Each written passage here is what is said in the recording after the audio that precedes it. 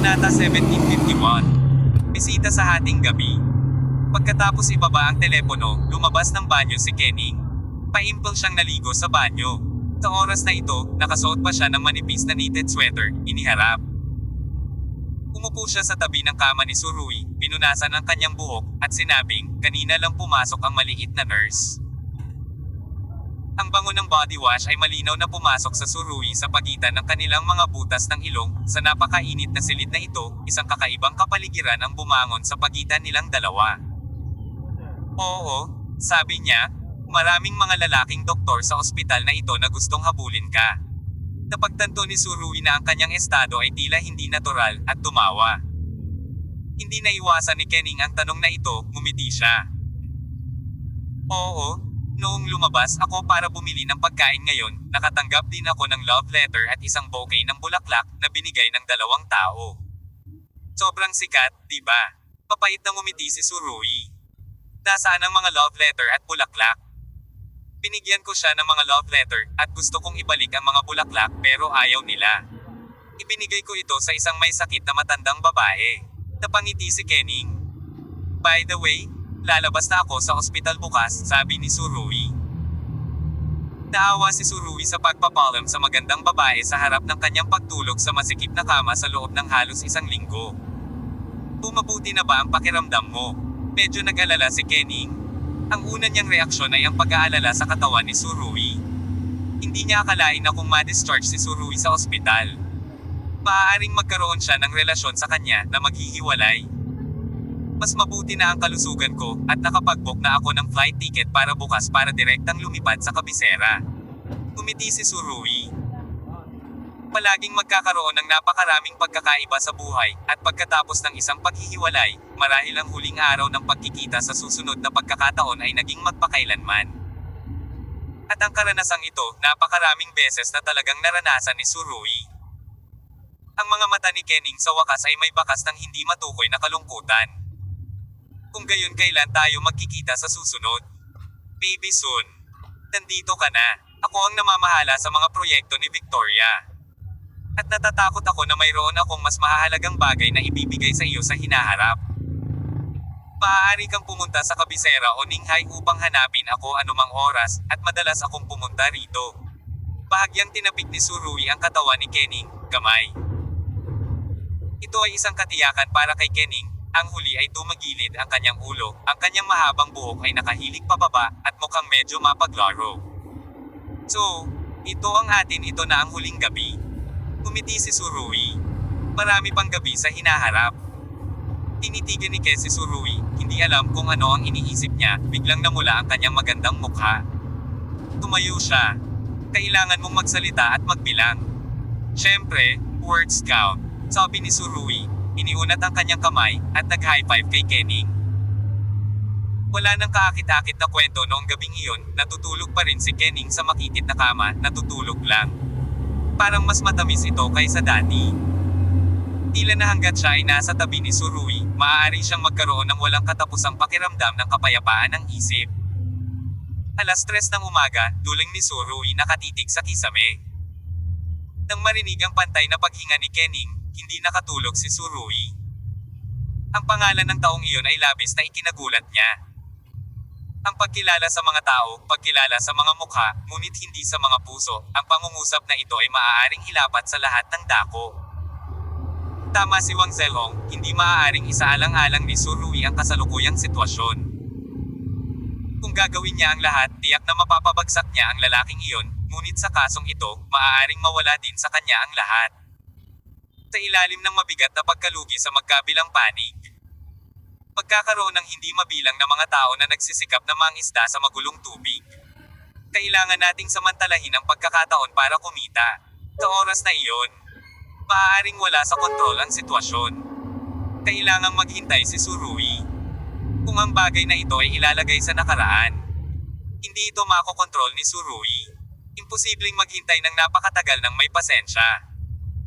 Tulad ng panahon na pinatay niya ang tambalang pamilya Jiang, halos iyon niya ang mode ng pagpatay anuman ang kahihinatnan. Pero iba na talaga ngayon. Si Surui ay nagmamalasakit sa parami ng paraming tao. At parami ng parami ang nagmamalasakit sa kanya. Kaya naman, kailangan niyang magsumikap na sugpuin ang galit sa kanyang puso at mag-isip ng pangmatagalan. Ang dapat niyang isaalang-alang ay hindi na mga personal na hinaing, kundi ang pangkalahatang sitwasyon. Ang sitwasyong ito ay hindi patag, ngunit tatlong dimensional at malalim. Si Tsurui ay hindi gustong tumuon sa sitwasyong nasa harap niya, ngunit tumitingin din siya sa pangmatagalang pananaw. Nakaugalian na ni Tsurui na gumawa ng isang hakbang at tatlong hakbang. Hindi ko talaga alam kung nakakalungkot ito. Gayunpaman, ito ay paglago. Walang magandang paraan si Tsurui para makitungo sa taong iyon sa ngayon. Maaari niya itong bunutin at bugbugin. Ngunit siya at ang mga taong pinapahalagahan niya ay maaaring makaharap ng maraming problema. Sa pag-iisip nito, bahagyang naglakad si Tsurui sa banyo, kinuha ang telepono, at nagsimulang tumawag sa isang tao. Sa puntong ito na nangangailangan ng mataas na IQ, isa sa mga iniisip ng kanyang chapter ay ang military division. Kaya lang nang si Tsurui ay nasa telepono, bigla niyang nakita ang mga puting damit na nakasabit sa riles ng banyo. Ito ang underwear ni Kening. Tumingin si Tsurui, at agad na bumangon ang apoy sa kanyang puso. Mabilis niyang binawi ang kanyang isipan, tumingin sa kanyang ilong, at tumigil sa pagpapaanod ng kanyang mga mata sa direksyong iyon. Gayunpaman, hindi talaga dapat sisihin si Kening. Ang silid na ito ang tanging lugar kung saan maaaring patuyuan ang mga damit. Hinalanggan pa niya ito ng shower curtain. Malinaw na ang tawag ni Tsurui ay sa military advisor, ngunit hindi konektado ang tawag. Nag-isip sandali si Tsurui, sa pag-aakalang natutulog pa ang kabilang partido, umiling siya at gustong buksan ang pinto at bumalik. Gayunpaman, sa sandaling ito, tumunog ang kanyang cellphone, at tumawag muli ang opisyal ng militar. Anong uri ng pagmamadali ang tumawag sa iyo sa kalagitnaan ng gabi? Sabi ng opisyal ng militar, muli sa isang electronically synthesized voice. The military advisor, bahagyang ngumiti si Tsurui. Sa palagay ko ang dahilan kung bakit hindi mo agad sinagot ang telepono ay dahil abala ka sa paglalagay ng electronic sound synthesizer. Ang dami mong kalokohan na sinasabi. Hindi pinansin ng strategist ang katotohanan ni Tsurui at direktang nagtanong, may figure ba sa likod ng mga eksena? At ito ay nagpapahirap sa iyo. Hawakan mo lahat, pero ikaw, walang magawang umiling si Tsurui. Napakasimple para sa akin na pumatay ng isang tao, ngunit ito ay lubhang hindi ka nais-nais para sa kasunod na pag-unlad ng sitwasyon. Mayroon ka bang mas mahusay na paraan? Pagkatapos sabihin sa akin ang kanyang pangalan, at susuriin ko ito para sa iyo, sabi ng tagapayo ng militar sa malalim na boses. Naniniwala si Tsurui na hindi nauunawaan ng mga tagapayo ng militar ang sitwasyon sa China. Ngunit sa intelligence quotient ng kabilang partido, tiyak na makakaisip sila ng mga countermeasures sa napakaikling panahon. So, 3 character name ang sinabi niya. Okay, pag-iisipan ko itong mabuti, at pagkatapos ay tatawagan kita. Sabi ng sarhento sa malalim na boses, at pagkatapos ay ibinaba ng maayos ang telepono. Ito ay masyadong prangka. Umiling si Tsurui at bumalik sa kama. Nakahiga lang siya nang makarinig siya ng kaluskos. Ito ang tunog ng mga yabag. Napakabilis ng tunog, ngunit napakagaan. Kung ito ay hindi nahuhulog sa martial arts sa loob ng maraming taon, ito ay ganap na imposible na maglakad ng tuloy-tuloy. Bukod dito, malinaw na naramdaman ni Tsurui na ang taong ito ay naglalakad sa pader. Sa kalagitnaan ng gabi, palihim, ano ang sinusubukan mong gawin? Kaagad pagkatapos, ang mahinang mga yabag ay biglang huminto. At ang lugar kung saan siya tumigil ay sa pintuan ng kwarto niya. Napakabilis ng lakad ng kabilang party kanina, at biglang huminto dito, senyales na natapakan na niya ito kanina. Biglang nanliit ang mga mata ni Tsurui, at isang mapanganib na liwanag ang lumabas sa kanyang mga mata. Sa kalagitnaan ng gabi, may mga hindi imbitadong bisita. Anong uri ng problema ang gagawin nito? Tumingin si Tsurui kay Kening, na natutulog sa kama, wala man lang siyang naramdaman. Sa sandaling ito, naramdaman niya ang biglaang mahinang pagpindot mula sa lock ng pinto. Ito ang tunog na maririnig lamang kapag naka-unlock ang lock. Walang oras para ilipat si Kening ngayon. Makalipas ang ilang segundo, tahimik na bumukas ang pinto sa silid, at bahagyang pumasok ang isang figure. Naglakad siya papunta sa gilid ng kama ni Tsurui at tiningnan ang lalaking natutulog sa kama na may galit sa kanyang mga mata. Hindi siya matangkad, may nakatali na itim na tela sa mukha, hindi niya maaninag ang mukha niya, pero may hawak siyang punyal sa kamay. Sa pagtingin kay Surui na tila natutulog, itinaas ng lalaking nakamaskara ang mataas na punyal, at pagkatapos ay tinusok ito ng malakas patungo sa dibdib ni Surui. Pumunta ka sa impyerno, tigaw niya sa puso niya. Gayunpaman, sa sandaling ito, ang kobrekama sa katawan ni Surui ay biglang umangat sa hangin at lumingon sa lalaking nakamaskara bilang hood. Napagtanto ng lalaking nakamaskara na si Surui ay hindi natutulog. Mabilis niyang binawi ang kamay, ngunit huli na ang lahat. Ang kobrekama ay nakatikip pa rin sa kanyang ulo, ganap na nakaharang sa kanyang paningin. Kaagad pagkatapos, ang bakal na kamao ni Surui ay basta na lang hamhampa sa ulo ng kalaban. Kahit na sa pamamagitan ng kobrekama. Ang ganitong uri ng epekto ay hindi mabata para sa mga ordinaryong tao. Naramdaman na lang ng lalaking nakamaskara na nabugbog ang utak niya, at agad na nahimatay. Ang panandaliang labanan na ito ay tila simple, ngunit ito ay nagpapakita ng katapangan at pagiging maesla ni Surui ng matindi at malinaw.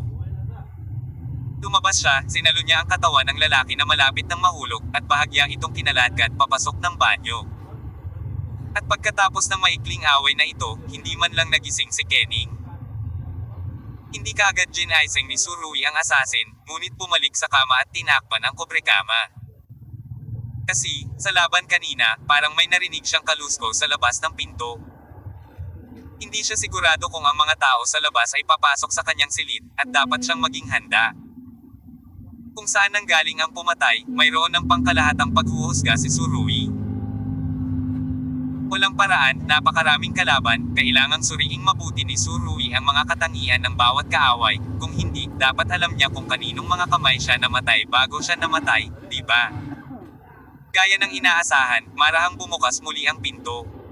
Mukhang mas malakas ang lalaking ito kaysa sa nauna. Isa pa ang mamamatay. Pinaikit ni Surui ang kanyang mga mata, na tila mahimbing na natutulog.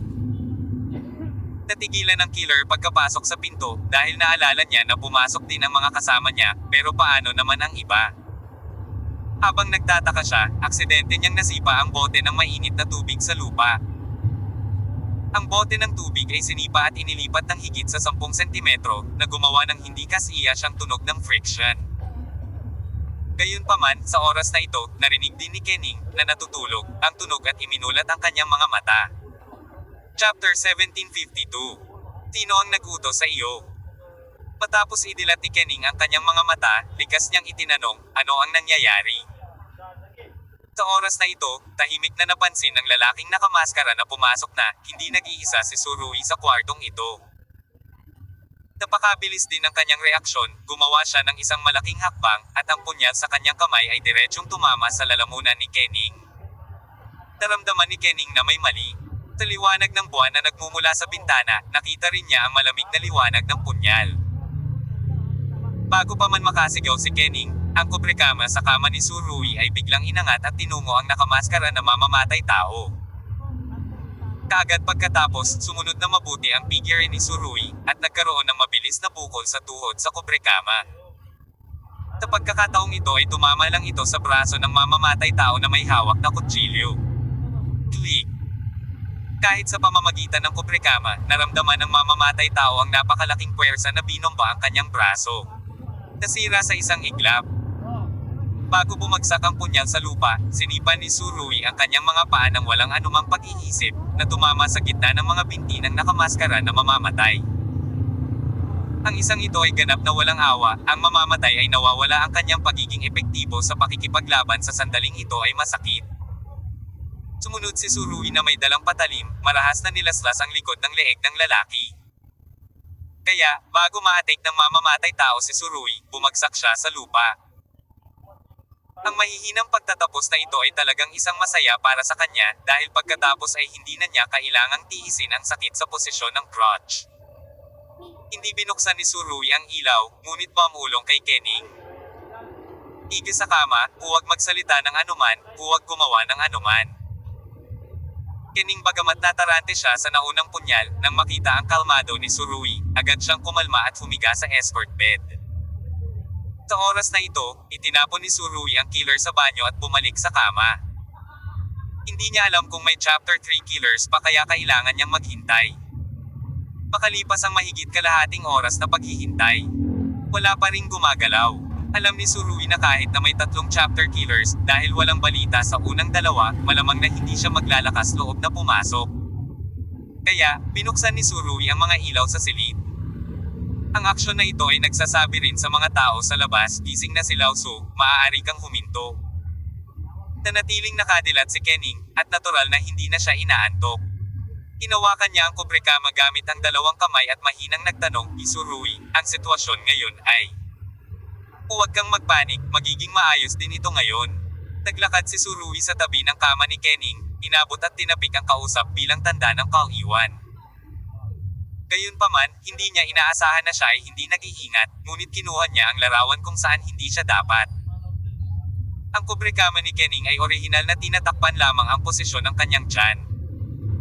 Ngunit si Surui ay hinampis siya sa dibdib ng tumpak at tumpak. Ang manipis na intimate na damit ay hindi makabuo ng labis na hadlang sa palad ni Surui. Kaya, namula si Kening.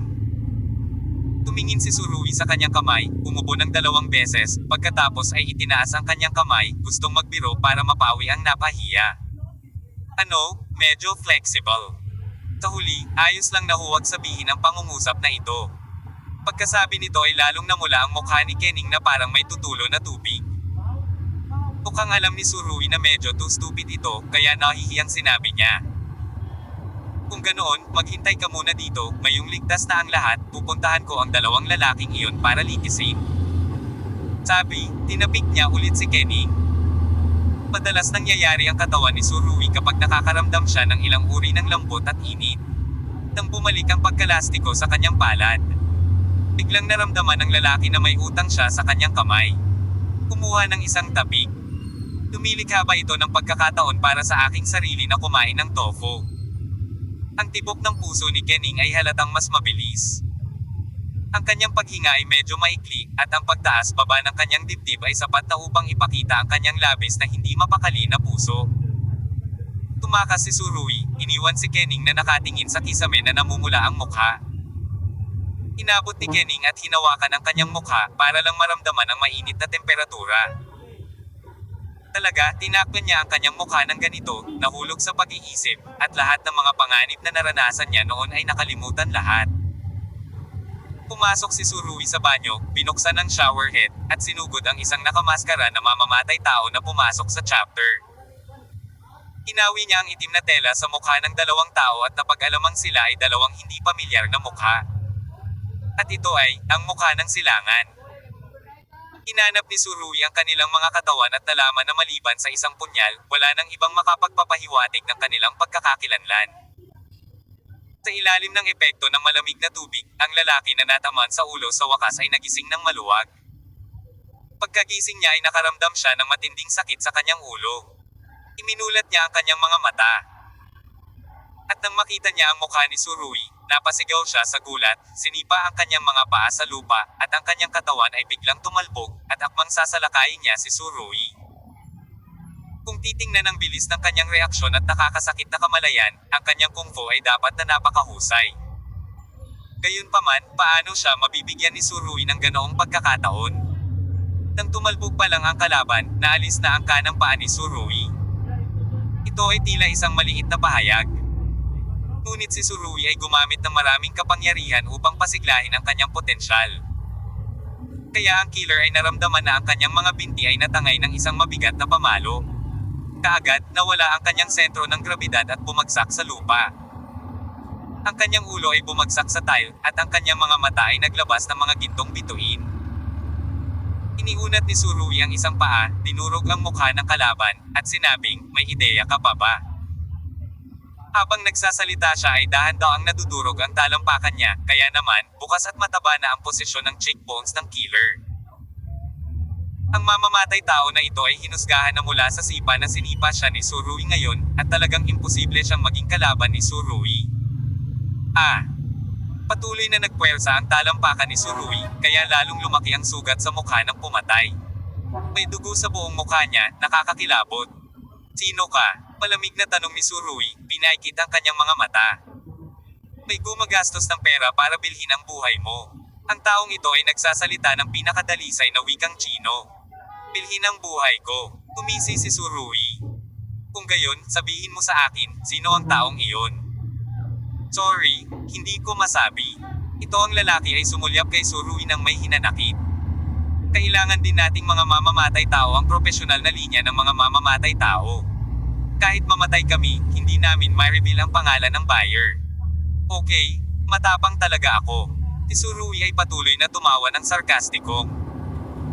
Paumanhin, ngunit gusto kong sabihin sa iyo na sa mga taong ito, walang sinumang nahulog sa aking mga kamay ang hindi pa muka ang kanilang mga bibig. Matapos marinig ito, ang pangalang The Killer ay gustong magpatuloy sa pagsagot ng ilang salita, ngunit nang makita niya ang kalmadong mga mata ni Surui na may intensyong pumatay, hindi niya maiwasang manginig. Sa sandaling ito, ang dalawang pumatay sa tabi ng kabanata ay may tendensya ring magising. Nagpakawala siya ng ungol, saka iniunat ang kamay at pinaikit ang mga mata. Sa makatuwid, nakita niya si Surui na nakatayo sa kanyang harapan, at syempre naramdaman din niya ang matinding sakit mula sa kanyang leeg at pandiya. Hindi kita hinayaang magising, kaya gumising ka ng maaga, ikaw ang may kasalanan. Bahagyang sinabi ni Surui. Kung gayon, maaari kang patuloy na himatayan ngayon. Sabi, sinipa niya ulit, at tinamaan ulit sa crotch ng kalaban. Pagkatapos ng suntok mula sa kabanata ni Surui, isang bahagi ng taong ito ang nataman na. Ang namamaga ay kumikinang. At ang volume nito ay 2 beses na mas malaki kaysa sa dati, ngunit si Surui ay bumaba ng napakalakas na sipa, at agad na binasag ang namamagang bahagi. Grabe ito sa isang iyak, agad siyang nahimatay ulit. Ang pagkilos ni Surui ay nagpanginig sa mamamatay tao sa tabi niya. Mayroon akong hindi pangkaraniwang libangan para dito. Tumingon si Surui, tumingin sa kanya na may ngiti, at pagkatapos ay itinaas ang kanyang mga paa. Hindi mo talaga alam, napakasayang panoorin ang isang taong sinisipa ko sa isang unit. Pervert ka. Hindi napigilan ng killer na magmura, halatang gulat ang mga mata niya. Ano ang pinakamahalagang bahagi ng isang lalaki? Ito ay maliwanag. Kung nawalan ka ng posisyon, hindi ka talaga matatawag na lalaki. At, ang sakit na dulot ng pagkatamaan sa ganoong posisyon, kung hindi mo pa nararanasan, hindi mo talaga maiisip. Kaya mong isipin. Pinagmasdan ni Surui ang buong takot ng mga mata ng kabilang partido. Kung sasabihin mo ang totoo, hindi kita pahihirapan, kung tumanggi kang magpaliwanag, pagkatapos ay haantong ako sa iyong sunod-sunod na paa. Ang lugar ay sinipa sa mashed meat. Katas ng karne. Matapos marinig ito, patuloy na nanginginig ang pumatay. Actually, hindi ako tanga. Bahagyang ngumiti si Surui. Sinabi mo na ikaw ay isang mamamatay tao. Ngunit kapag ang pumatay ay pumapatay, ang kabanata ba ay magpapakita ng pagkapuot sa ilang sandali? Dapat ay walang kawalang katarungan o awayan sa pagitan ng pumatay at ng target na pinatay. Tama si Surui. Bagamat madilim ang liwanag ng mga oras na iyon, kitang-kita niya na nang itinaas ng pumatay ang kanyang punyal para saksakin siya ay may galit sa kanyang mga mata. Ang mga mata ay ang bintana sa kaluluwa. Sa kritikal na sandali na ito, ang mga emosyon ay natural na nahayag, at ang mga mata ay tiyak na hindi malilinlang ang mga tao. Gayunpaman, kahit na si Surui ay may nahulaan siya, ngunit gusto pa rin niyang magtanong ng mabuti, marahil ay maaari niyang bigyan siya ng anumang mga sorpresa. Binuksan na niya ang recording function ng kanyang mobile phone. Sa sandaling bumalik siya sa China. May isang taong binigyan ng napakagandang regalo, hindi siya maaaring maging masaya kung gusto niya. Kung hindi mo gagamitin ng husto ang pagkakataong ito, sayang ang pera. Sabihin mo sa akin ang totoo, maaari kitang iwan ng ligtas sa huwaksiya. Nakangiting sabi ni Surui. Nakita na niya ito, mukhang mabisyo ang killer na ito, pero sa totoo lang nagtatampo lang siya at duwag. Saglit na natigilan ang pumatay, tiningnan ang kalunos-lunos na kalagayan ng kanyang mga kasama, pagkatapos ay tumingin kay Surui, at hindi maiwasang magtanong. Totoo ba ang sinabi mo? Hindi niya napansin na sinabi ni Surui na hayaan mo siyang umalis sa huwaksiya, hindi hayaan siyang umalis sa ospital. Hindi sinasadyang naghukay si Surui ng napakalaking butas para sa kanyang mga salita, at tumalon siya dito nang hindi namamalayan. Siyempre totoo ang sinabi ko. Dumilat si Surui at ngumiti. Kung hindi mo sasabihin, masisiguro kung mas magiging trahedya ang katapusan mo kaysa sa mga kasama mo. Sabi ko, marahas na kinilig ang lalaking ito nang makita ang kahabag-habag na kalagayan ng kanyang mga kasama, at agad na nagsalita. Ito ang pinakamahusay na paraan. Pinitik ni Surui ang kanyang mga daliri. Ngayon sabihin mo sa akin, sino ang nag-utos sa iyo? Ito ang kabisera, ang pinakamatandang young master ng pamilya Bai. May bakas ng pag-aalinlangan sa mga mata ng pumatay, ngunit sinabi pa rin niya, si Bai Qingchuan. Kabanata 1753. Sino ang tunay na mamamatay tao? Ang messenger behind the scenes ay si Bai Qingchuan. Sumili ang ngiti ni Surui sa kanyang mukha. Gusto ko ang mga taong nagkukusa na makipagtulungan, ngunit hindi ako sigurado kung totoo ang iyong pahayag. Hindi nabigla si Surui sa sagot na ito, tila ito ang inaasahan niya. Tingnan ang parehong sagot. Totoo ang sinabi ko, totoo. Itinaas ng killer ang kanyang kamay. Maaari akong sumumpa sa Diyos. Huwag kang manampa sa Diyos, sa iyo ito ay walang halaga. Tumisi si Surui. Pero bakit ako pinatay ni Bai Qingchuan? Ang aming mga pumatay ay walang pakialam sa mga hinaing ng employer, kami ay nangongolekta lamang ng pera upang gawin ang mga bagay, sabi ng killer. Ang paliwanag na ito ay maaaring masabi pa sa nakaraan, ngunit hindi ko pa rin maintindihan ng kaunti, ipaliwanag mo sa akin. Sinabi ni Surui. Hanggat maipaliwanag mo ito mula ngayon ay malaya kang mabubuhay. Taglit na kumikislap ang mga mata ng taong ito. Sa totoo lang, matagal na kaming magkakilala ni Bai Qingchuan. Matapos kunin ang pamagat ng kabanata. Ang Bai Qingchuan na ito ay gustong kunin ako at maging subordinate niya. Sa operasyong ito, direktang nakipag-ugnayan din siya sa akin nang hindi dumaan sa anumang tagapamagitan. Sa tingin ko dapat wala siya sa confidentiality, layunin. Totoo ba ito? Huling ipinikit ni Surui ang kanyang mga mata at nagtanong. Totoo talaga, walang kasinungalingan. Sabi ng killer. Okay, kung ganoon nga, natatakot akong pumunta ako sa young master ng pamilya Bai at hilingin sa kanya na maunawaan. Bahagyang ngumiti si Surui. Kung mahaharap ka, sigurado ka bang aaminin ito ni Bai Qingchuan? Nang marinig ito, tumigas ang ekspresyon ng killer. Kapag nakaharap, syempre hindi siya aamin. So paano ko malalaman kung totoo o mali ang sinasabi mo? Mahinang sabi ni Surui. Anyway, totoo ang sinabi ko. Iginiit ng killer. Kung hindi ka naniniwala sa akin, maaari mong tingnan ang arena ng Chanma Club. Ako ang kampyon, at lahat ng ito ay naitala. Kahit na nakipag-ugnayan ka kay Bai Qingchuan pagkatapos ng laban sa boxing, hindi ibig sabihin na siya ang nag-utos ng pagpatay. Umiti si Surui. Kung gayon, wala akong iniwan na ebidensya. Sinabi sa akin ni Bai Qingchuan ang tungkol dito ng personal, at walang recording. Tigaw ulit ng killer, puno ng ayaw ang mga mata. Malinaw, wala siyang maisip na paraan para kumbansihin si Surui. So, mas mabuting bigyan mo ako ng kumpirmasyon. Ang sagot, kung hindi, tiyak na mananatili ka sa huwaksiya magpakailanman. Huling sinabi ni Surui ang salitang, manatili sa China. At hindi pa rin napansin ng killer. So, hayaan mo akong himatayan saglit. Sa susunod na paggising mo, baka makita mo si Bai Qingchuan. Bahagyang ngumiti si Surui. Ano, haharapin mo ba talaga siya? Itinaas ng killer ang kanyang talukap. Bakit ka takot? Pinaikit ni Surui ang kanyang mga mata. Kaya, mas mabuting bigyan mo ako ng mas magandang dahilan, kung hindi, mamamatay ka pa rin. Pagkasabi noon, naglaslas siya ng kutsilyo sa kanyang kamay at tinamaan ng malakas ang leeg ng taong ito. Kaya naman, tumagilid ang ulo ng killer at nahimatay. At sa oras na ito, pinatay ni Surui ang recording sa telepono, pagkatapos ay lumapit sa taong muntik nang maalis sa kanyang pandiya, at nagsimulang magwisik ng malamig na tubig sa ulo ng kausap. Mabilis na nagising ang lalaking iyon, ngunit nang makita niya si Surui na nakatayo sa kanyang harapan, hindi niya mapigil ang manginig. Takot talaga siya sa lalaking ito to the core. Dahil sa magkasunod na dalawang paa na iyon, halos hindi niya maramdaman ang pagkakaroon ng isang organ. Sa sandaling itinaas ni Surui ang kanyang paa, ang taong ito ay agad na pumulupot ng likas. Ang pagkilos na ito ay nagpatawa kay Surui. Ayaw niyang sipain ang kalaban, pero ngumiti siya ng mahina. Nagpaliwanag na ang partner mo, may sasabihin ka pa ba? Kung iba ang sagot mo sa sagot niya, mamamatay ka kaagad dito. Pamatay dito. Nang marinig ito, tila pansamantalang nakalimutan ng pumatay ang sakit, umiling siya, at sinabing, kung mayroon akong kaparehong sagot sa kanya, maaari mo ba akong palayain kung gayon? Siyempre, pinaikit ni Surui ang kanyang mga mata at sinabi ang isang kasinungalingan na sinabi niya sa maraming beses sa kanyang buhay. Palagi akong nagbibilang.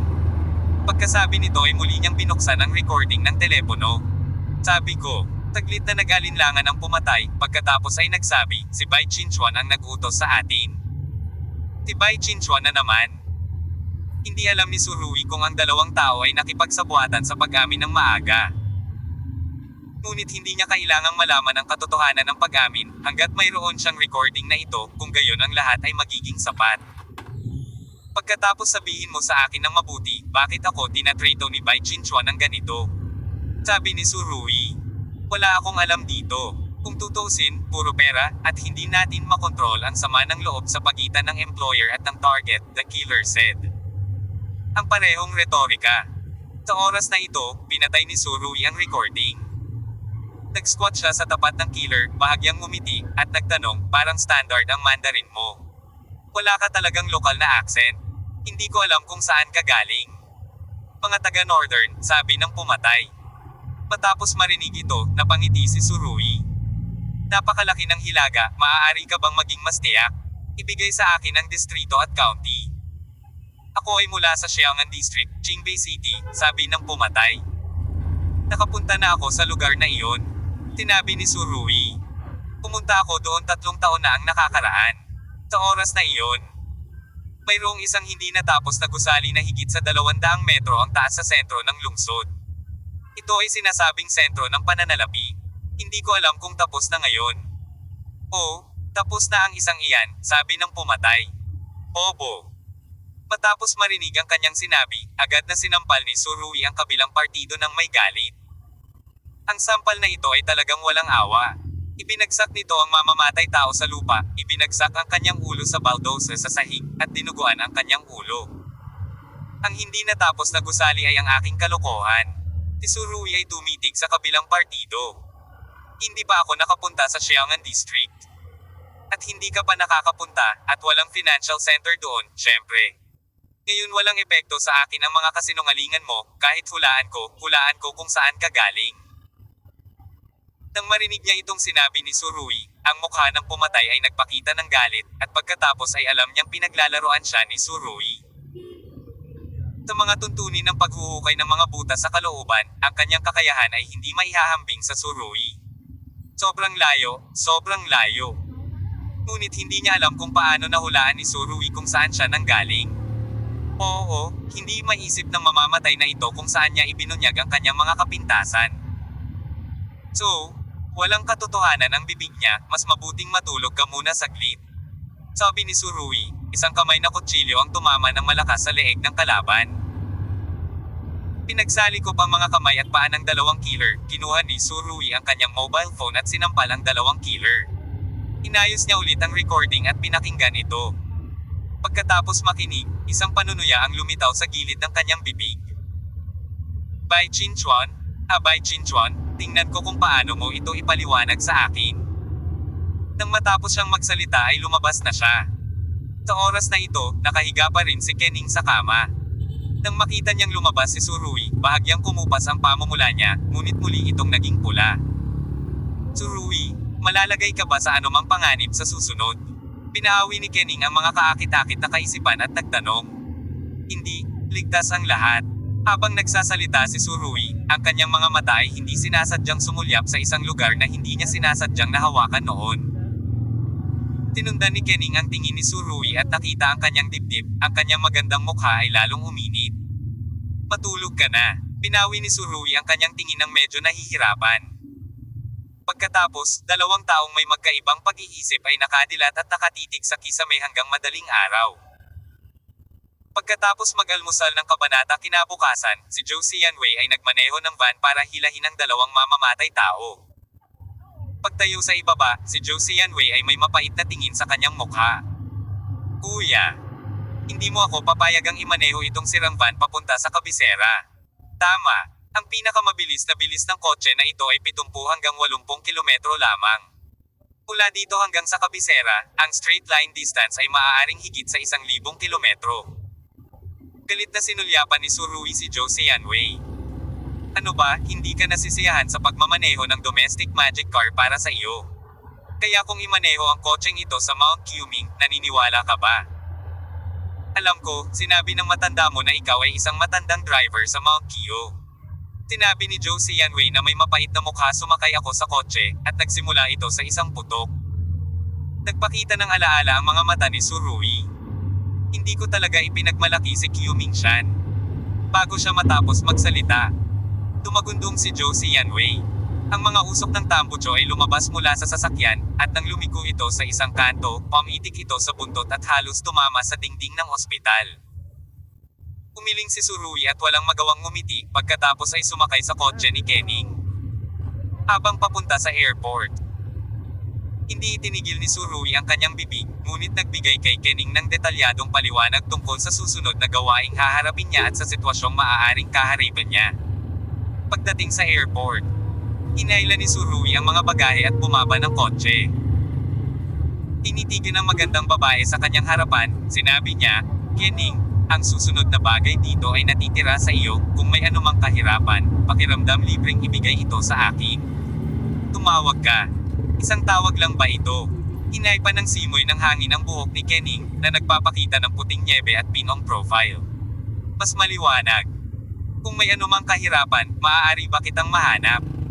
Siyempre, ay reimburse kita ng tiket anumang oras. Kumiti si Surui. Magyakapan tayo bago ka umalis. Pagkatapos, binuksan niya ang kanyang mga braso. Ito ang inaasahan ni Kening. Kahit na hindi sabihin ni Surui, gagawin niya ito. Surui. Marahan niyang niyakap si Surui, puno ng lamang ang boses. Ang lahat ng mga salita ay hindi kailangang sabihin, ang mga simpleng salitang ito ay naglalaman ng lahat ng damdamin ni Kening.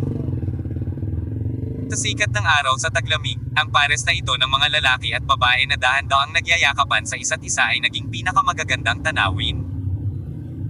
Kening, tandaan mo ang aking mga salita, tapos na ang lahat, kailangan nating yakapin ang isang bagong buhay. Bahagyang tinapik ni Surui ang likod ni Kening at sinabing, "Kung gayon kailangan kong hawakan ito ng mas mahigpit." Pagkatapos noon, mahigpit na niyakap ni Kening ang leeg ni Surui, pagkatapos ay bahagyang tumayo sa tipto at hinalikan ang pisngi ng kausap. Para itong tutubi, ngunit mas mainit kaysa sa araw ng taglamig. Ano kaya ang buhay kung wala ka? Kabanata 1754. Ang biglaang pagsulpot ni Bai Qinchuan. Kabanata 1754. Ang biglaang paglitaw ni Bai Qinchuan. Ang dahilan kung bakit hinalikan ni Kening si Surui ay ganap na hindi handa. Pagkatapos ng halik, kahit na siya mismo ay naramdaman na ang paglipat ay medyo masyadong maagap. Gayunpaman, palaging masyadong pasok si Surui. Kung hindi siya gagawa ng inisyatiba, ito ba ay maghahayag ng panghabang buhay na pagkamis? Si Kening ay walang anumang utilitarian thought sa kanyang puso, gusto lang niyang ipahayag ang kanyang emosyon sa pinakadirekta at simpleng paraan. Pagkaalis ni Surui, tinakpan ni Kening ang kanyang mainit na pisngi at tahimik na tumayo sa gate ng airport, hindi alam kung ano ang iniisip niya, bago tumalikod pagkatapos ng mahabang panahon. Nang bubuksan na sana niya ang pinto ng kotse, isang lalaking nakasot ang lumitaw sa likuran niya at mahinang nagsabi, "Miss Kening, hello." Lumingon si Kening pagdating niya, bahagyang kumunat ang kanyang magandang kilay at nagtanong siya, "Sino ka?" Ang lalaking ito ay mukhang napakabuti, at ang kanyang mukha ay medyo nakaistilong. Maaari itong itapon kahit saan. Yung tipong napapasigaw ang mga babae. "Ipakilala ang aking sarili, ang pangalan ko ay Bai Qinchuan," sabi ng lalaki. "Ikaw ang Bai Qinchuan ng kabisera." Narinig ni Kening ang pangalan na binanggit ng dalawang mamamatay tao kagabi, at agad na naging mapagbantay ang kanyang puso. "Oh, narinig na ni Miss Kening ang pangalan ko." Tiningnan ni Bai Qinchuan ang mapagbantay na ekspresyon ni Kening at nakangiting sinabi, "Mukhang hindi maganda ang impresyon na iniwan ko kay Miss Kening. Kumusta na?" Walang ideya si Kening tungkol sa sitwasyon sa kabisera, at hindi niya alam kung kaaway o kaibigan si Bai Qinchuan, kaya sinabi niya, "Mr. Bai, may kinalaman ka ba sa akin?" "No, please don't call me Mr. Bai." Magkasing edad lang tayo, pwede mo akong tawaging Chinchuan. Pagiliw na ngumiti si Bai Chinchuan. Ginoo, Bai, kung may sasabihin ka, sabihin mo lang.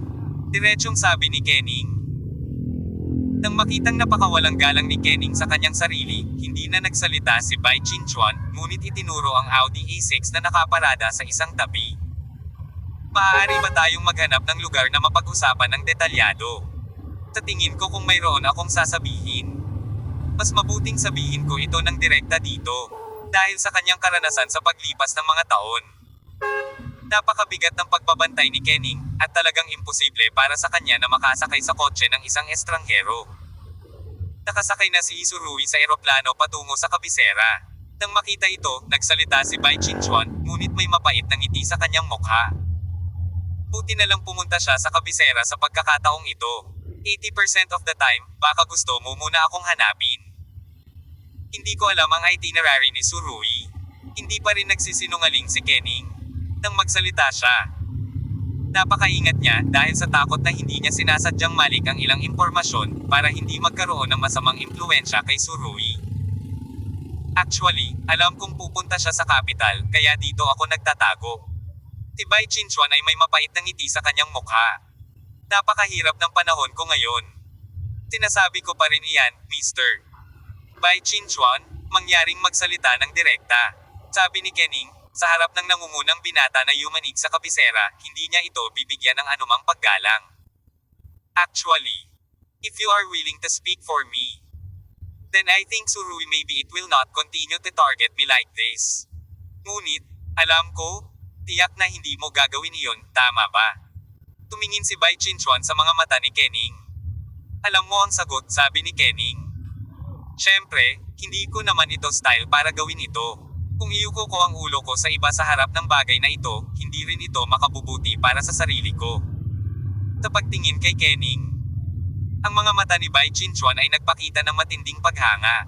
Sa kanyang opinyon, si Kening ang pinakamahusay na pagpipilian sa mga tuntunin ng hitsura, katawan, o karakter. Gustong bumantong hininga si Bai Chinchuan tungkol sa swerte ng peach blossom ni Surui. Kung bakit palaging nakikilala ni Surui ang napakaraming magagandang babae, halos lahat ng uri, at lahat sila ay sumuko sa kanya. Si Bai Chinchuan ay talagang hindi kumbinsido. Si Bai Chinchuan ay isang top-notch na tao sa mga tuntunin ng hitsura at background, ngunit bakit palaging may ilang mga internet celebrity na mukha na nakadikit sa kanyang tabi? Bagamat medyo interesado si Bai Chinchuan sa mukha ng celebrity sa internet, kapag nakuha na niya ito, sino ang makakapagkumpara kay Lin Aoshu? Sino ang maihahambing kay Kening? Ang mga tao ay masikat kaysa sa mga patay na tao. Sa malaking kampo ng harem ni Surui. Kahit na maglabas siya ng isa o dalawa ng random, maaari niyang agad na patayin ang mga ying-ying-yan sa tabi ni Bai Chinchuan, na ang mga mukha ay puno ng hyaluronic acid. Sa oras na ito, napansin ni Kening na medyo mali ang mga mata ni Bai Chinchuan, hindi niya maiwasang mapasimangot, umatras, at bubuksan na sana ang pinto ng kotse. Ginoo, Bai Chinchuan, kung wala kang ibang gagawin, mauna na ako. Sabi ni Kening. Noon lang napagtanto ni Bai Chinchuan na nawala na siya ng malay.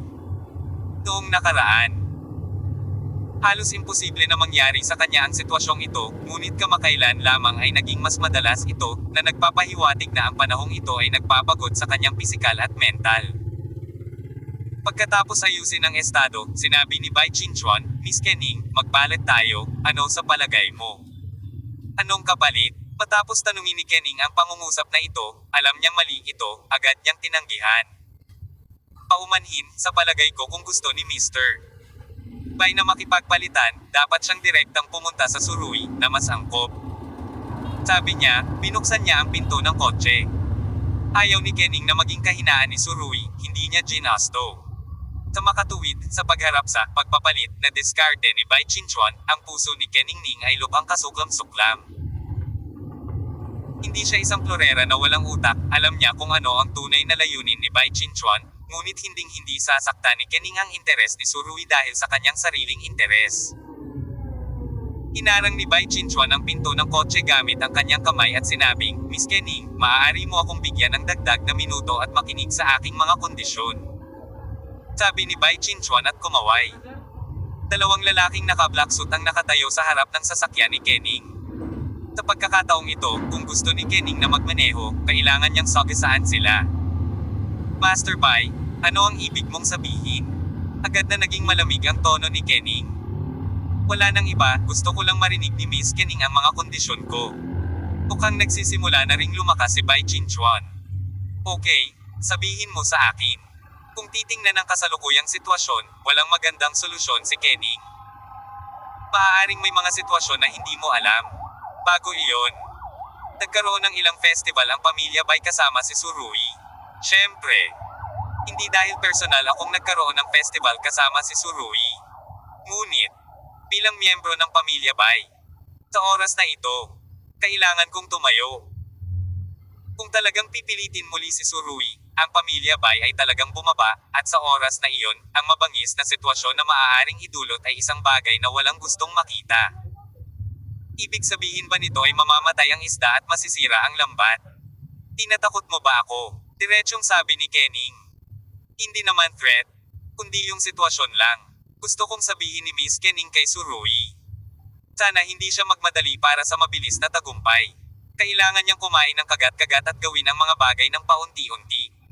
Sinabi ni Bai Chinchuan na ang kanyang tono ay hindi katulad ng D at E. Marahil simula sa pagkakataong ito, inabi na talaga siya ng dalawang magkapatid na lalaki at babae ng pamilya Chin. Hindi pa banggitin kung sasabihin ko ba kay Surui o hindi, kahit na sabihin ko ito, hindi naman makikinig si Surui. Sinabi ni Kening. Kaya, Mr. Bai, wala kang ginagawa. Hindi, base sa nalalaman ko tungkol sa kanya, tiyak na pakikinggan ka ni Surui. Bahagyang ngumiti si Bai Chinchuan.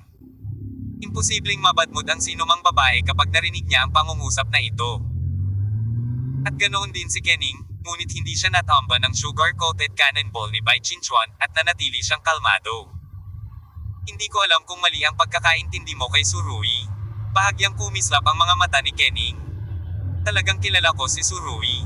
Ang kanyang mga kalakasan ay halata, at ang kanyang mga kahinaan ay alam din ng lahat. Hindi ko alam kung sinasadya o hindi ni Bai Chinchuan, ngunit nagpatuloy siya. Hanggat handa kang magsalita, tiyak na papayag si Surui sa iyong kahilingan. Kahit na walang kondisyon. Siyempre, hindi lang ikaw, Lin Haoshu, Xin Yueran, Jiang Qingyuan, o Zhou Angka, kung ang mga salitang ito ay nasa kanila, tiyak na makakamit ang parehong epekto. Sinabi ni Bai Chinchuan ang ilang pangalan ng babae ng sabay-sabay. Isang pagbabantay ang lumitaw sa mga mata ni Kening. Sa oras na ito, hindi siya nagseselos, ngunit naghinala na si Bai Chinchuan ay may masamang intensyon. Alam ni Kening na sa IQ ni Bai Chinchuan, talagang imposible para sa kanya na sabihin ang pangungusap na ito ng hindi sinasadya. Siguradong naghuhukay ng butas ang pangungusap na ito. Alam niya ang pangalan ni Lin Haoshu. At halos mahulaan niya ang relasyon ni Surui at ng mga may-ari ng mga pangalang iyon. Ngunit talagang hindi nagseselos si Kening sa sandaling ito, alam niya, kung nagseselos ka, mahuhulog ka sa panloloko ni Bai Chinchuan. Upang ibahagi ang parehong puot at pagkakaisa sa labas ng mundo, ito ang tunay na kaisipan ng puso ni Kening. Gaano man karaming babae ang nasangkot sa Surui, alam ni Kening na ang posisyon kung saan siya nakatayo ay dapat na mahigpit na nangangalaga sa mga interes ni Surui. Ang mga mata ni Kening ay nagbigay na ng kasagutan, at si Bai Chinchuan ay talagang nadismaya nang makita niyang hindi nagtagumpay ang panunukso. Nagsimula pa siyang mainggit kung bakit si Surui ay napapaligiran ng mga desperado na babae. Young Master Bai, natatakot akong mabaigo ka. Sabi ni Kening, ordinaryong magkaibigan lang kami ni Surui. Kung gusto mong i-provoke ang relasyon natin, it would be too unreasonable. Bahala ka. Hindi ako naniniwala na ikaw ay isang simpleng pagkakaibigan. Tila desidido si Bai Chinchuan na buksan ang isang puwang mula sa anggulong ito. Kapag ang mga ordinaryong kaibigan ay nagpaalam sa paliparan, maaari silang yakap, ngunit hindi kailanman hahalikan. Agad na naging malamig ang mukha ni Kening. Tinusundan mo kami. Wala, naghihintay lang ako sa airport, nagkataon lang na nakita ko ang eksenang ito. Bahagyang ngumiti si Bai Chinchuan. MS. Kening? Sa totoo lang, siguradong win-win result ang pagtutulungan nating dalawa. Pagkasama, magkakaroon ng dalawang benepisyo, ito ba?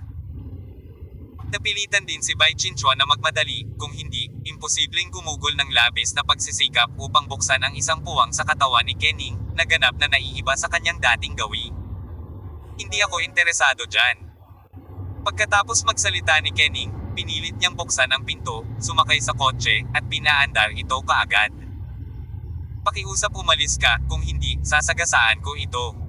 May kaunting ruthlessness sa mga salita niya. Hindi mo ba gustong malaman ang pangalan ng taong umusik sa iyo sa likod mo nitong mga taon? Bilang kapalit ng kondisyong ito, ano sa palagay mo? Nakangiting tanong ni Bai Chinchuan. Bahagyang nanlamig ang mga daliri ni Kening, at pagkatapos ay sinabing, nag-iimbestiga si Surui.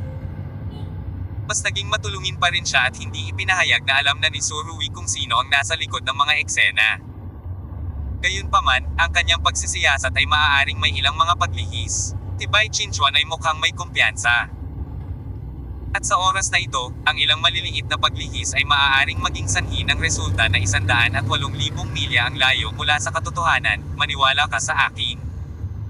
Kabanata 1755. Ang ganda ng pagsundo sa paliparan. Naniniwala si Bai Chinchuan na ang kanyang mga salita ay tiyak na magkakaroon ng ilang impluensya kay Kening.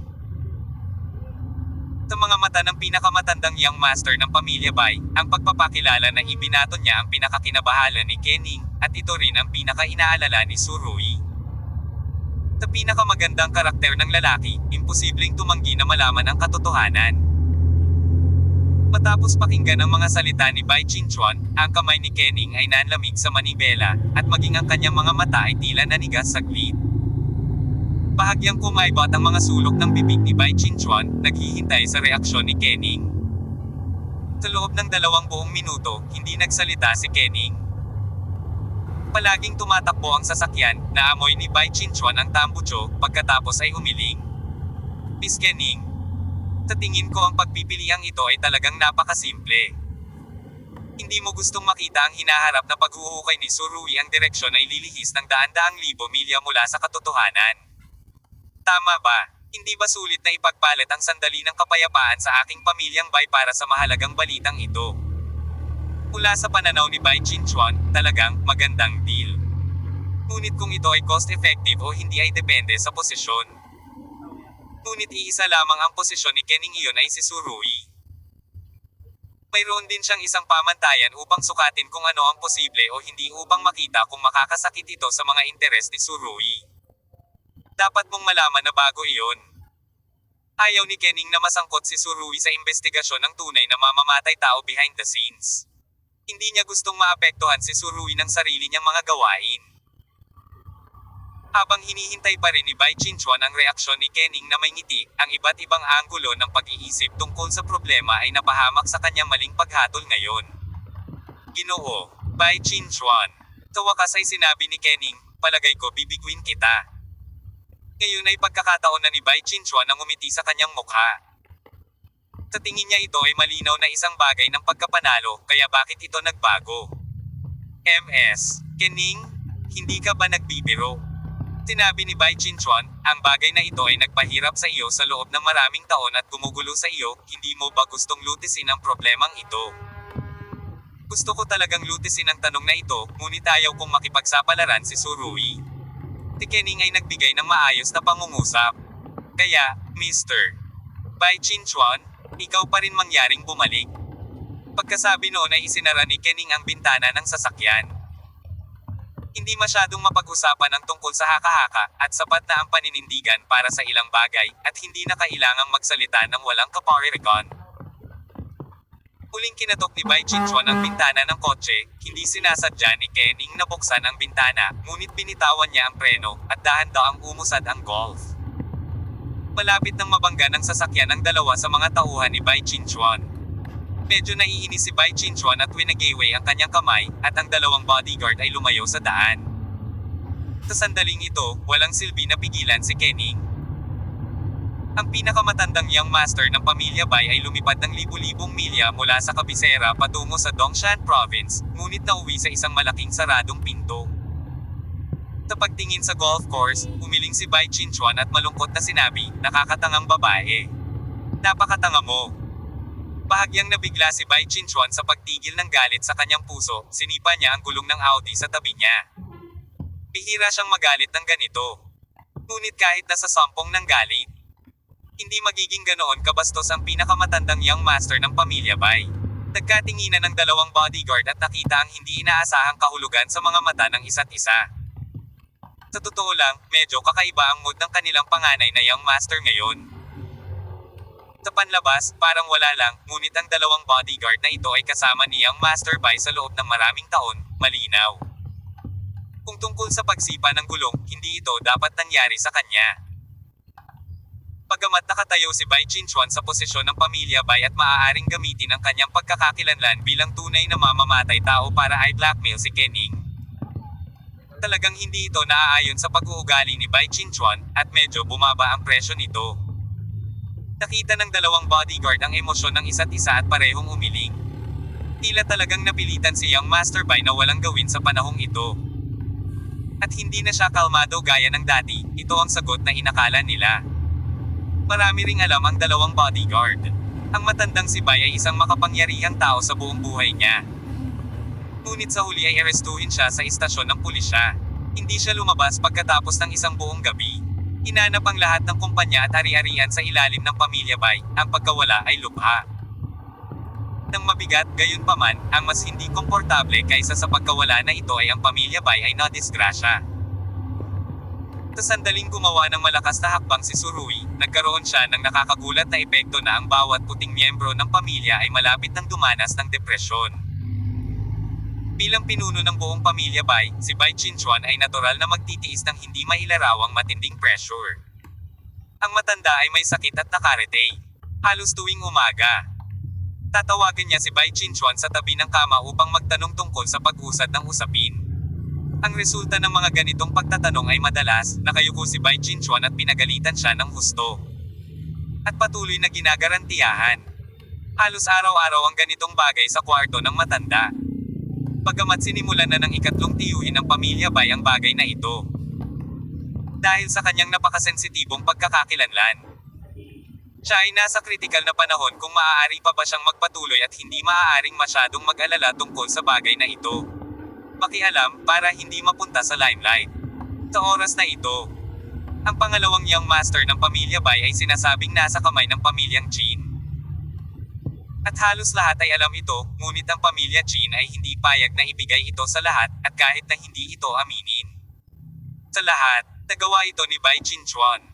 Ang malaking konsesyon na maaari niyang gawin, ngunit hindi pa rin sumuko si Chin Yueran. Kasabay nito, sinimulan ding gamitin ng pamilya Chin ang kanilang komersyal na kapangyarihan upang labanan ito, na nagparamdam kay Bai Chinchuan na parang inaatake siya ng magkabilang panig. Nahaharap sa pag-atake ng mga kapatid ng pamilya Chin. Hindi talaga siya nag-aalala. Ang talagang inaalala niya ay nasa kamay ng kabilang partido si Bai Wangchuan, siya. Ang panganay na kapatid ay gustong isuko ang manggugulo, ngunit hindi pumayag ang matanda. Masyadong malaki ang pressure ni Bai Chinchuan. Gayunpaman, ito ay noong si Surui ay nasa Dongyang. Sa oras na ito, bumalik si Surui mula sa Dongyang na may malaking tagumpay, at ang pressure kay Bai Chinchuan ay biglang tumaas. Hindi kaunti, ngunit isang geometric na pag-unlad. Hindi siya natatakot sa magkakapatid na Chin. At imposibleng ganap na pigilan ni Bai Wangchuan ang mga kamay at paa ni Bai Dashao. Ang tanging nakakasuffocate talaga kay Bai Chinchuan ay si Surui lang. Ngayon, bumalik na si Surui. Nakasakay na siya sa eroplano papuntang kabisera. Bigyan mo ako ng sigarilyo, sabi ni Bai Chinchuan. Mabilis na naglabas ng kahan ng sigarilyo ang isang bodyguard. Kinuha ito ni Bai Chinchuan at huminga ng malalim pagkatapos itong sindihan. Para sa kanya, ang amoy na lang ng tabako ngayon ang makapagpapasigla sa kanyang espiritu. Mas naninigarilyo siya ngayon kaysa dati. Matapos huminga ng malalim, ang sigarilyo ay nabawasan ng 1/4. Dahan-dahang niluwa ni Bai Chinchuan ang isang subo ng puting ambon, tumingin sa direksyon kung saan aalis si Kening, na may kislap ng hindi maintindihang kinang sa kanyang mga mata. Kening, kung hindi ka sumasang-ayon sa aking mga kondisyon, kung gayon si Surui ay maaaring bumangga sa timog na pader, at ang kanyang ulo ay dumudugo. Pagkatapos huminga ng sigarilyo, nagpatuloy si Bai Chinchuan, sana hindi kayo magsisisi ni Surui. Pagmaneho, bumalik sa kabisera. Sabi ni Bai Chinchuan. Gusto niya talagang bigyan ng bakasyon ang sarili, ngunit ang sitwasyon sa kabisera ay umabot sa pinakamatinding yugto, at hindi siya maaaring maging isang deserter. Surui, anong mga trick ang gagamitin mo sa pagbabalik mo sa oras na ito? Pamantong hininga si Bai Chinchuan at ipinikit ang kanyang mga mata. Pagod na siya kaya bahagyang humilig. Sa oras na ito, nakaupo si Surui sa eroplano, nakatulog din ng mahimbing. Dahil sa istorbo ng dalawang pumatay kagabi. Kasama ang hindi maliwanag na kapaligiran sa pagitan nila ni Kening, halos hindi nakatulog si Surui, at sinamantala lang ang paglipad. Halika para makabawi. Kung ano ang gagawin niya pagdating sa Kapitolyo, lahat ay nakaplano na ng maaga. Mabilis na lumipas ang 2 oras, at kakalapag lang ng eroplano. Binuksan ni Surui ang telepono at nakita ang text message ni Kening. Ang nilalaman ng text message ay kapag nakarating ka na sa kabisera, tawagan mo ako. Tinaman siya ng ngiti ni Surui. Pagkatapos ng ilang salita kay Kening, hindi napansin ni Surui ang pag-aalinlangan ni Kening. Sobrang gusot din ni Kening. Hindi niya kayang panoorin ang ulo ni Surui na nabasag ng dugo. At ayaw niyang masira ang mga benepisyong makukuha niya mula sa pamilya Bai, kaya kailangan niyang maghanap ng angkop na oras, hilera. Nang umalis si Surui, bigla niyang naramdaman na ang lungsod ay naging walang laman sa isang iglap. Naglalakad si Surui sa daanan ng Capital International Airport, iniisip ang eksena kung saan siya bumalik mula sa ibang bansa mahigit 1 taon na ang nakalipas, pakiramdam niya ay kahapon lang. Gayunpaman, gaano karami ang nangyari sa nakaraang taon. Mabigat pa rin ang usok sa kabisera, at nagsuot din ng maskara si Surui. Sa sandaling ito, nakita niya ang isang figure sa karamihan. Ang figure na ito ay napakataas. Nakasuot siya ng baseball cap at black ultra shade sunglasses. Nakalugay ang mahabang buhok, nakasuot ng pink na sports jacket at may hawak na tasa ng kape. Ang lahat ng dumaraan na pasahero ay likas na nakatingin sa kanya. Hindi man niya ipinapakita ang buong mukha niya, ramdam pa rin ng mga tao ang kanyang pagkamangha. Bahagyang kumaibot ang mga sulok ng bibig ni Surui, at isang malakas na pakiramdam ng intimacy ang bumangon mula sa kaibuturan ng kanyang puso. Pagkatapos ng mahabang pag-alis, sobrang namiss niya ang babaeng ito. Lin Aoshu. Dumating siya sa kabisera. She was disguised at this time, halatang ayaw makilala ng iba. Gayunpaman, nandoon na ang foundation niya, kahit anong suot niya, hindi niya maitago ang kakaibang kagandahan sa mundo. Hindi sinabi ni Surui sa kanya ang oras ng kanyang paglipad o si Jin Yueran, ngunit nagpakita pa rin si Lin Aoshu dito. Dahil sa kanyang hitsura, tila medyo lumiwanag ang usok sa kabisera, at maging ang mainit na araw ay tila nagliliwanag. Uminto si Surui, dumaan ang kanyang tingin sa hindi mabilang na mga tao at sinalubong ang tingin ni Lin Aoshu sa likod ng kanyang salaming pang-araw. Tila nakita niya ang emosyon sa mga mata ni Lin Aoshu. Aoshu, tagal na nating hindi nagkita. Pulong ni Surui sa sarili bago naglakad pasulong.